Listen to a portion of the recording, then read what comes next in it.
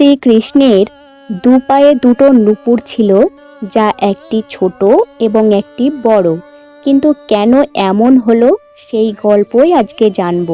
সীতাকে যখন রাবণ হরণ করে নিয়ে গিয়েছিলেন, এটা ঠিক তার পরের ঘটনা, যা ভগবান রামচন্দ্রের সঙ্গে ঘটেছিল।